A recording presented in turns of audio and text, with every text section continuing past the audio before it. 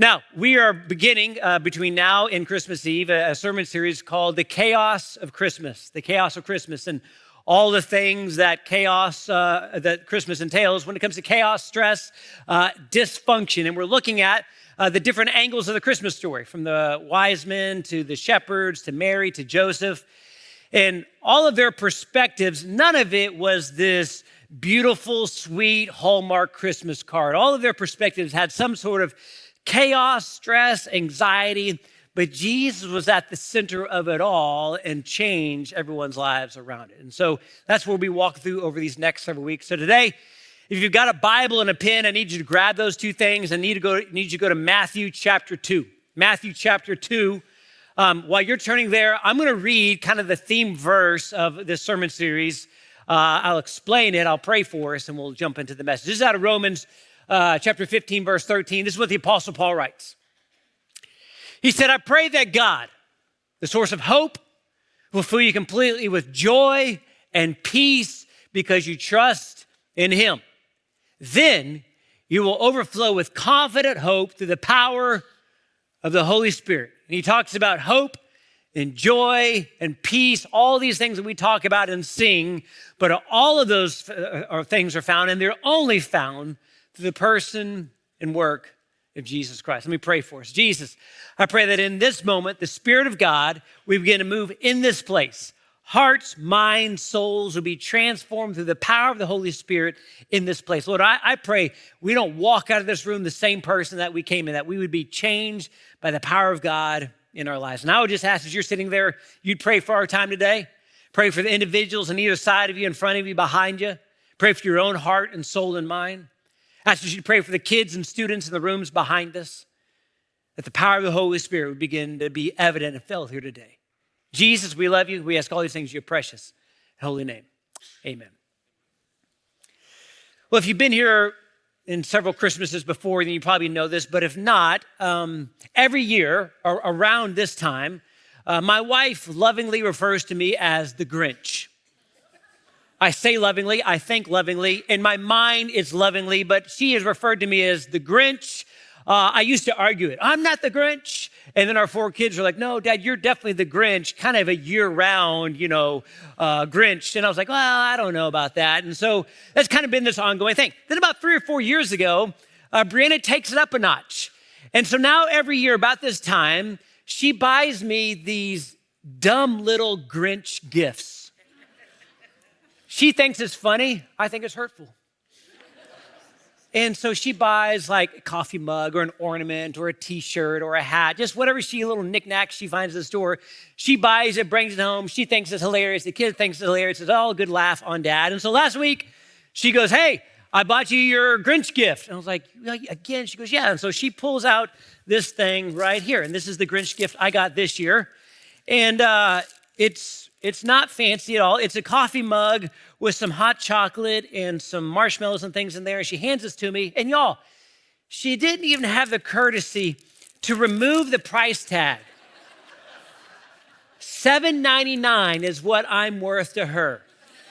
$8 is it. And so she gives me this, and she thinks it's funny. The kids think it's funny. Now, I get a little Grinchy around the holidays. Now, I would just be curious if any of you in this room would be, humble enough to go, you know what, Chris, I do get a little Grinchy myself, by a show of hands, or maybe you can point if they aren't raising. I see this lady over here. This daughter's raising her father's hand. That's awesome. I definitely appreciate it. Now, let me tell you why I get Grinchy. Now, I don't hate Christmas, all right? So don't come at me afterwards. I love Christmas. I love, Jesus and Emmanuel, God with us, and the virgin birth and all the I love all of that stuff. It's just all the extracurricular that comes with Christmas. You know what I'm talking about? It's the food, it's the calendaring, it's the schedules, it's the parties, it's the events, and y'all, it's the money I gotta spend. Like, did y'all know every year I've gotta buy my kids presents? Brianna goes, we gotta buy them Christmas presents. I go, babe, they don't need anything. Like, literally every day is Christmas for them. And she goes, Grinch, just go drink your hot chocolate in peace. Happy deal. Now, I love Jesus. I love the birth of Jesus. It's all the other stuff. It's the chaos of Christmas. It's the dysfunctions, all of the things like that. And so over these next several weeks, we're going to look at this Christmas story from the different angles and look at the chaos that they were there and how Jesus provided joy and peace and hope and ultimately salvation. I want to overlay that onto your life and onto mine and the chaos that you and I are walking into between now and the end of the year. And for many of you, it's family issue, family dynamics. Maybe for many of you, this is the first Christmas that you're divorced and you're trying to figure out who gets the kids on Christmas Eve and Christmas Day. Maybe some of you lost a job going into the holiday season. Some of you, this is your first Christmas that you lost a loved one this year, and this is your first Christmas without them, and you're dealing with those emotions. There's a lot of stress, a lot of anxiety, a lot of chaos, a lot of just stuff when it comes to Christmas. But the reality is that you can experience joy and peace and hope and salvation in the middle of it all. Matthew chapter 2 is where we're going to be. And we're looking at today, it's the story of the wise men or the magi. And we often refer to it as the three wise men. We don't know how many there were exactly. We think three because there were three gifts. What we do know is that they came from eastern lands. We know that there's at least two because it's plural. And we know that they came to see Jesus not there at the nativity scene. It was probably a year or two later when Jesus was just a little toddler. But they were there and they come face to face with God on earth. Y'all heard that? Okay, I just want to make sure. All right. Yeah, okay. Inner monologue is going crazy up here. All right. Matthew chapter 2, we're going to pick it up in verse 1. Here's what Matthew writes. He says, Jesus was born in Bethlehem and in Judea during the reign of King Herod. And about that time, some wise men from eastern lands arrived in Jerusalem asking, "Where's the newborn King of the Jews? We saw his star as it rose, and we have come to worship him." King Herod was deeply disturbed when he heard this, as was, and underline this, everyone in Jerusalem. That's key. He called a meeting of the leading priests and teachers of religious law and asked, "Where is the Messiah supposed to be born?" Stop right there. They roll into town from eastern lands following this star, looking for the newborn King of the Jews. Unbeknownst to them, they had just awakened a sleeping monster. This is King Herod, or otherwise known as Herod the Great. There would be other Herods in the New Testament that we read, but this is Herod the Great.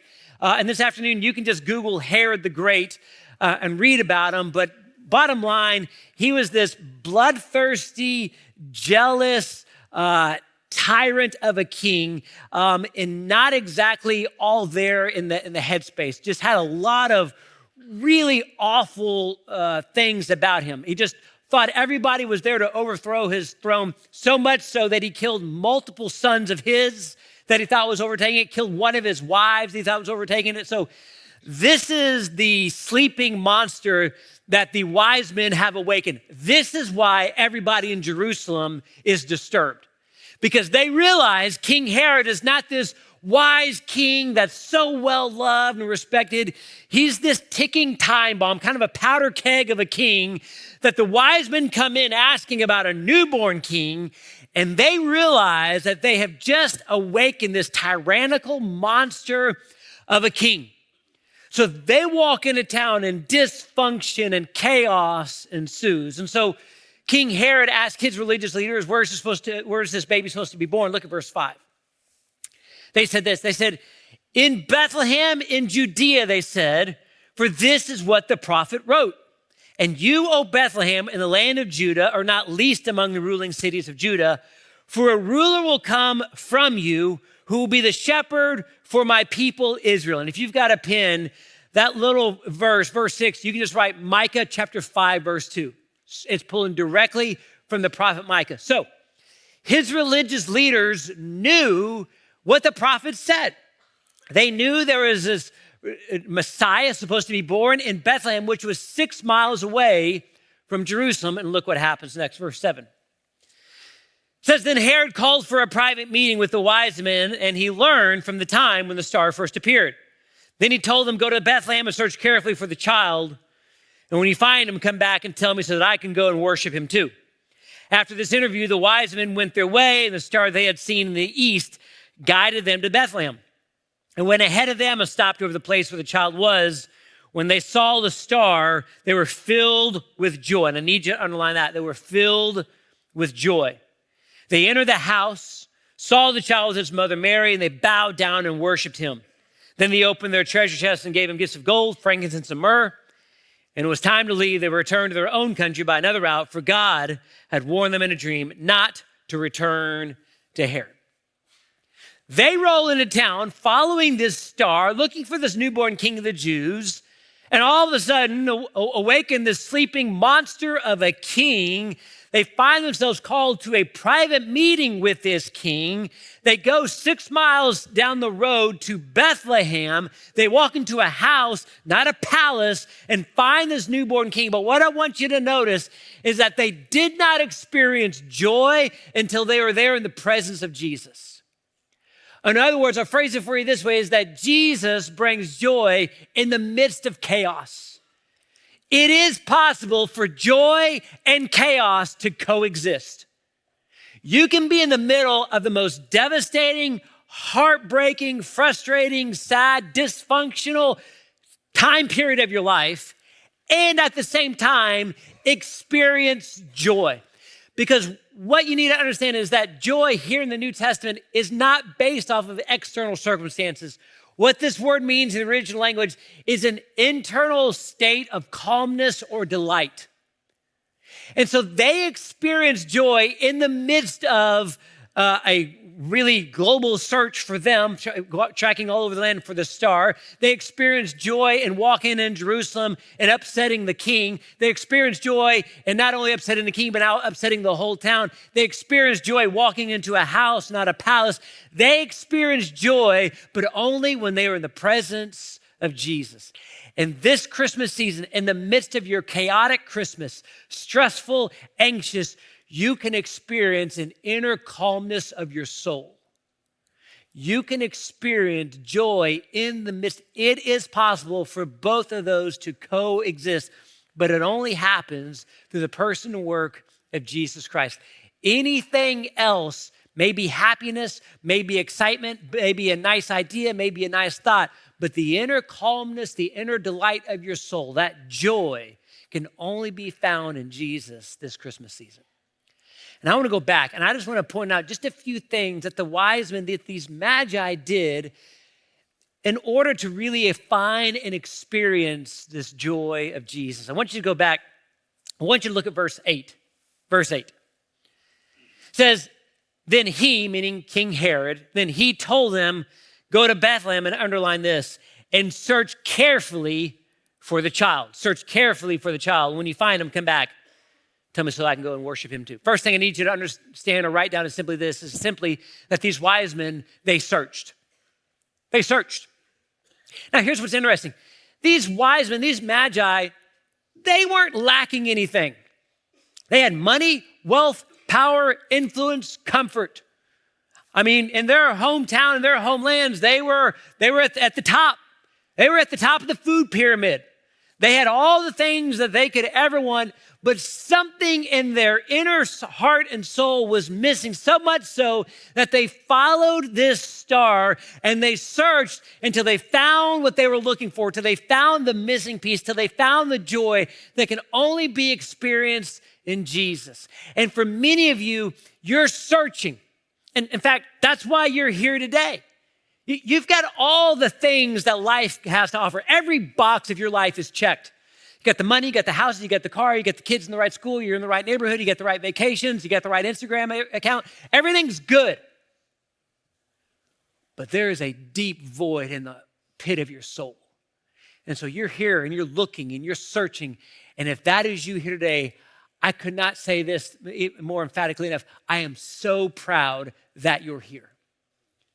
The fact that you would show up, the fact that you would come with somebody, the fact that you would accept an invitation to go, there's something missing. And if that is you, you keep searching. And if you search, if you look, Scripture says, you will find Jesus. But then and only then will you find that thing that you were looking for. But until that moment, until you surrender and give your life to Jesus, you keep searching, you keep asking, you keep being curious. And at some point in your life, all of a sudden, there will be this aha moment. And the joy, the peace, the hope, the salvation that you're looking for, you will find that is only found in the person and work of Jesus Christ. But until then, you keep searching. Because you know this to be true. Because things of great value require a really intense search. The lesser the value, the object or the item, the less intense your search will be. It's the difference between when you lose your cell phone versus you lose a sock in the washer. The way that you search for those two things is very different. When you lose your cell phone, you stop everything and you search for it. If you lose a sock, not that big a deal, I'll just get another sock. Why? Because one is more valuable than the other. Many years ago, our son David, who's now a freshman, he was like 2, 3, or 4, had this really bad habit of just getting into Brianna's stuff and things. And she had this little dish next to where the sink was, and she would take off her rings and put them there and wash dishes or wash her hands, and then she put her rings back on. Well, one day she was doing it. David reaches up, and he can't kind of see it, and he feels it, and he just grabs a handful and grabs one of her rings out of that dish. And then he proceeds to march out onto our back porch and just hurl the thing into our backyard. Yeah, funny now. Wasn't so funny back then. And Brianna, she goes back there, and he just thinks it's funny. And she goes out there, and I walk in. I was like, what are you doing? And she's on her hands or knees in the St. Augustine looking for this ring. She goes, he threw my ring back here in the yard. So I'm down there on hands and knees, and we can't find it. We're looking for hours on end. Can't find it. The next day, she borrows a metal detector from one of our friends. She's out there with a metal detector looking for this thing, still could not find it. When I sold that house, I had to sell it with the listing, buried treasure in the backyard. But it was one of those deals. We searched, we looked, we were intense. It takes effort when something is valuable. When you're looking for joy and peace and hope and salvation, that purpose in your soul, that is so important. You keep searching, you keep looking until you find it. But when you find it, you will find that it is only found and experienced in the person and work of Jesus Christ. And then and only then will you breathe a sigh of relief because you found it. You found the joy, the peace, and the hope. I'm sure you said this before, but you ever been looking for something, your car keys or remote control or whatever, you find it and you say this phrase, you know, it's always in the last place that you look. You've said that before? Think about that. It's always in the last place that you look. Because if you kept looking after you found it, you'd be an idiot.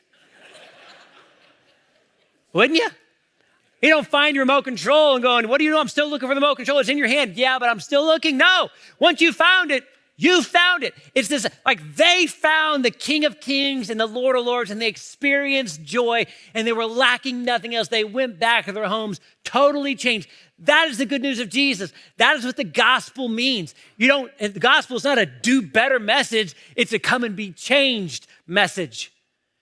And this is what the wise men saw. They came, they searched, and they found Jesus. Second thing I want to point out to you what they did. Look at verse 11. Look at verse 11. It says, they entered the house and saw the child with his mother Mary, and then underline this, and they bowed down. They bowed down. First thing it is, they kept searching. Second thing I need you to understand is that they bowed. Now, I think it is fascinating that Matthew included this in his account. He could have just said they entered the house and worshiped and gave him gifts, but Matthew very specifically says they bowed down into this posture because this posture is a posture of humility.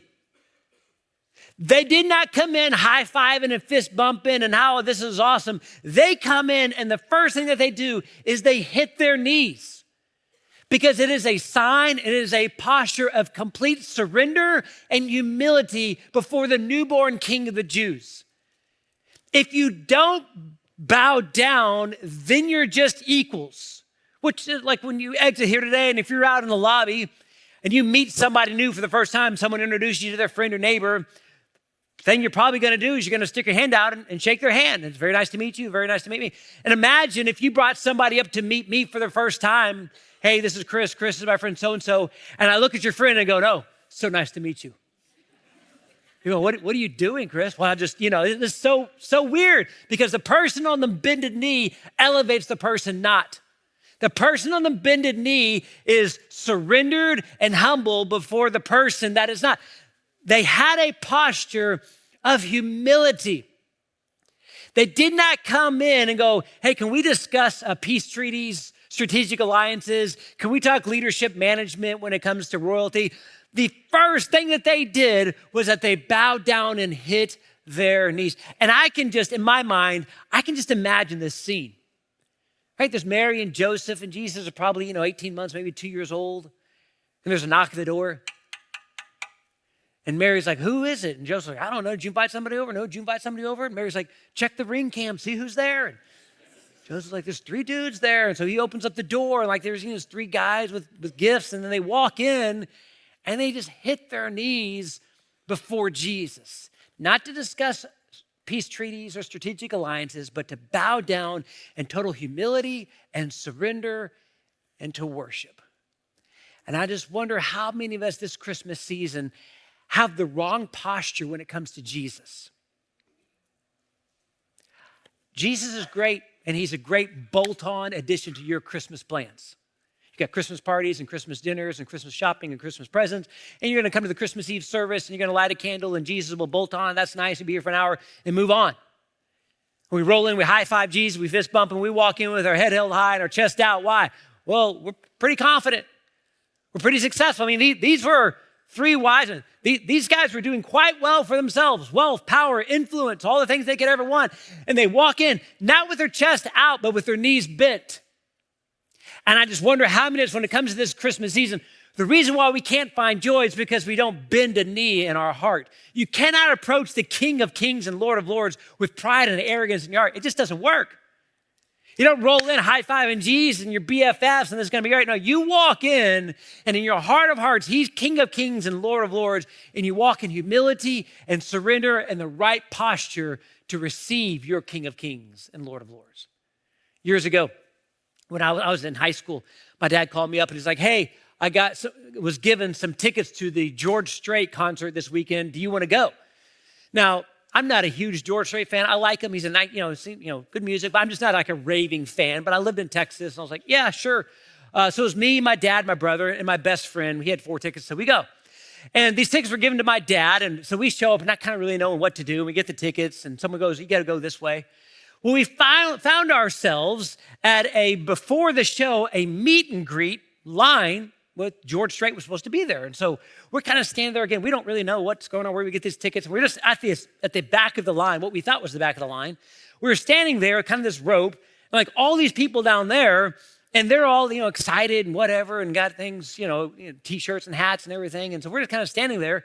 And the next thing we know, George Strait walks into this little room.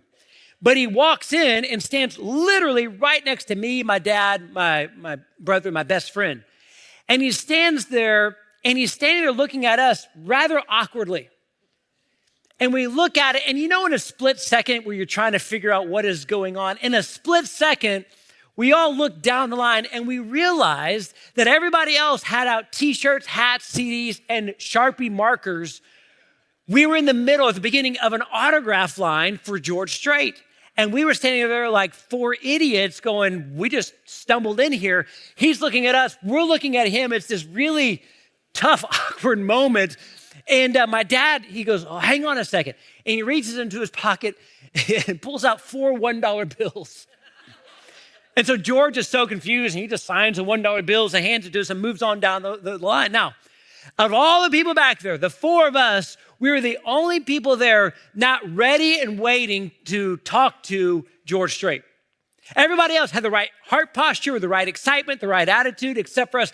And I think for me, it's when it comes to this Christmas season, we're so busy with everything else that we miss the heart posture of humility to just be in awe and wonder and marvel that we're celebrating the birth of the King of the world. The Savior, Emmanuel, God with us. And maybe this Christmas season, you need to bend a knee in total surrender and humility to King Jesus. Finally, look what happens. It says in verse 11, again, it says, they entered the house, saw the child with his mother, Mary. It says, and they bowed down and worshiped him. Underline that. They opened their treasure chest and gave him gifts of gold, frankincense, and myrrh. So they come searching from eastern lands, roll into town, awaken a sleeping monster of a king, go down about 6 miles to the house, walk into this house, they bend their knee, and then their first act is to worship this newborn king. Third and final thing that they did, simply, they worshiped. They worshiped. They weren't there to discuss. They weren't there to have a meal. They weren't there to be entertained. They weren't there to talk. They were simply there to worship. And worship means you elevate that person, you elevate that thing to the top spot. So they bow their knee with a posture of humility, and then they simply worshiped. Not just another baby, but the newborn king of the Jews, the Messiah, the awaited one, the promised one. And then and only then did they experience joy in their lives. See, the reality is all of us worship someone or something. We all have a single top spot in our heart. It's the thing that we give our time, money, attention, devotion to, thought process, energy, efforts to. It's that thing at the very top that everything else filters out of. Now, here's my question to you. Here's my question. If Jesus isn't at the top spot of your heart, then my simple question I ask in the most sincere, humble way is then, what or who are you worshiping? If it's not Jesus, I'm going, okay, it's something or someone. And so if it's not Jesus, then I would just ask, then who is it? And I would ask a follow-up question going, how's that going for you? And I don't mean the fake Christmas facade that we can all put on in a room like this. I'm talking about in the depths of your soul that nobody really knows. And you've been worshiping that person or that thing or that idea that's not Jesus. And you wonder why you don't have joy and peace and hope, why chaos seems to rule every corner of your life. The reason why is because you're worshiping the wrong thing. There's only one top spot in your heart and in mine. And if King Jesus isn't there, then you're building a very nice house of cards.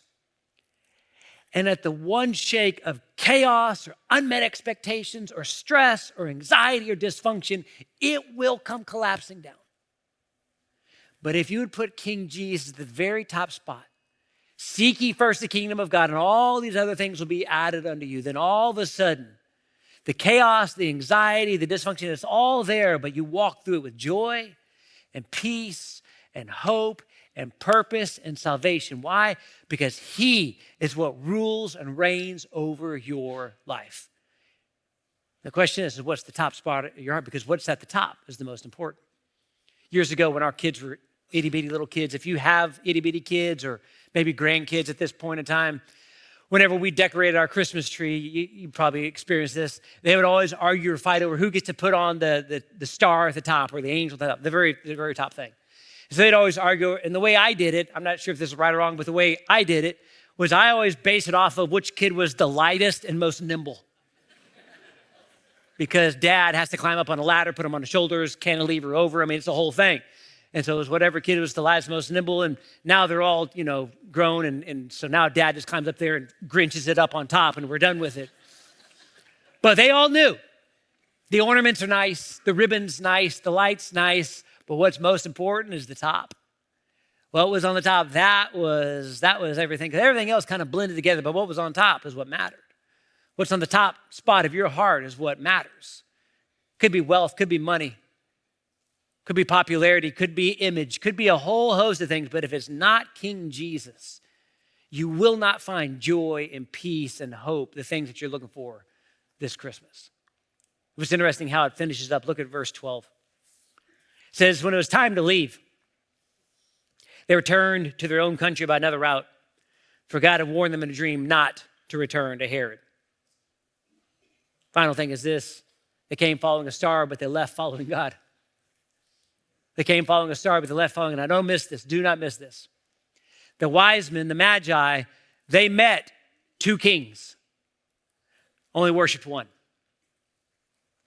They had a meeting with two kings, only bent their knee before one. They met two kings, but only followed and obeyed one at the end. The reason why is because they realized that they had met the King of Kings and the Lord of Lords. They realized that they had met the Messiah. They realized what joy meant in their heart. In the midst of the chaos, in the midst of the long search, in the midst of awakening a sleeping monster, in the midst of it all, they experienced in the presence of Jesus a joy, an inner calmness, an inner delight of the soul. And the reality is you can do the same. But what you need to notice about this whole story about the wise men is it's really a whole story of surrender. Nothing about this story says they were in control. In fact, these wise men, they came following a star.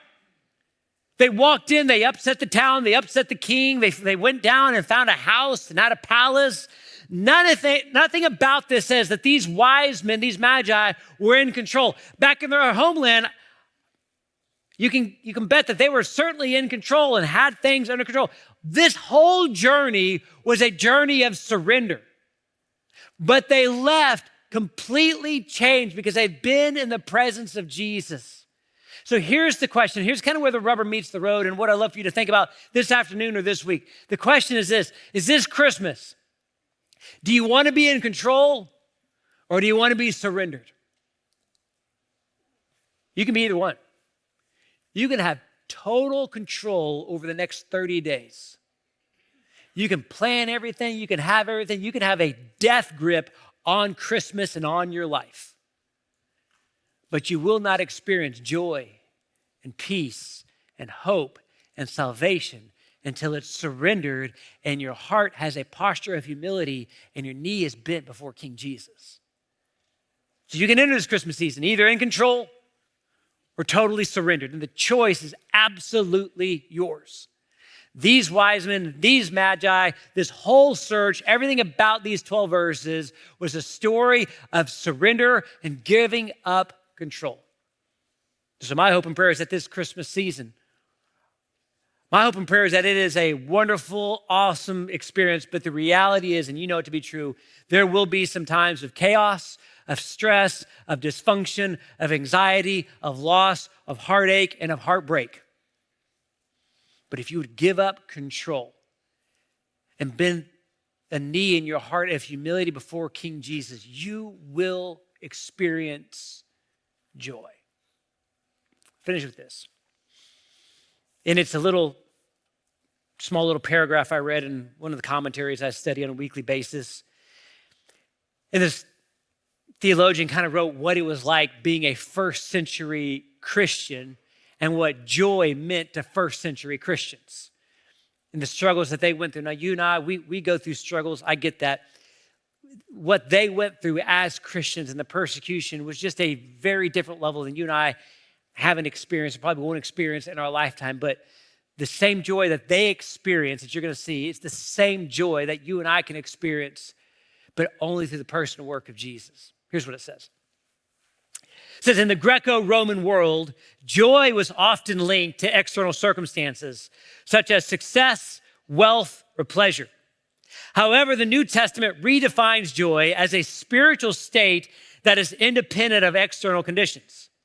The Christian understanding of joy is deeply connected to the hope and assurance found in Jesus Christ, his resurrection, and the promise of eternal life. The early Christians experienced joy even amidst persecution and suffering, viewing it as a testament to their faith and the presence of God in their lives. The early Christians, amidst persecution and suffering, viewed this joy, this internal calmness in the midst of persecution and suffering as a testament to their faith and the presence of God in their lives. This is what I'm talking about. It is not a happiness. It's not an excitement. It's not everything goes well. It's not the good, warm feelings inside. It is an internal calmness and delight of your soul that can only be experienced through the person and work of Jesus Christ. Let me pray for us. With every head bowed and every eye closed, for those in this room that you have placed your faith in Jesus, I would just simply ask, Is there something in your life that's keeping you from bending your knee to him? Walking with your head held high and your chest out, high-fiving Jesus, fist bumping Jesus, or bending your knee before him. And for those in this room that you've been the one searching, you're looking and you're here and you're asking questions and curiosity is there, I'm here to tell you everything that you were looking for can be found in the person and work of Jesus Christ and surrendering your life to him.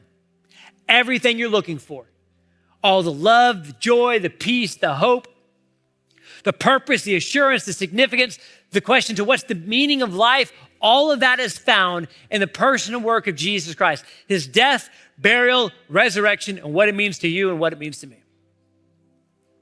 And if you would like to surrender your life to him, all you have to do is say something like this, and what's important is that you mean it from the depths of your heart. Just say, today, Jesus, I place my faith in you for the salvation of my soul and forgiveness of my sins. Please fill me with your spirit. Teach me from your word and help me to live for you from this day forward. Thank you for my salvation. Father, I pray for all of us. Forgive us for putting anything else other than you at the top spot of our heart. God, my prayer is that all of us walk out of here with a heart of humility and a life full of worship that honors you and glorifies you no matter what this Christmas. Then and only then will we experience true joy. Jesus, we love you. We ask all these things in your precious and holy name. Amen.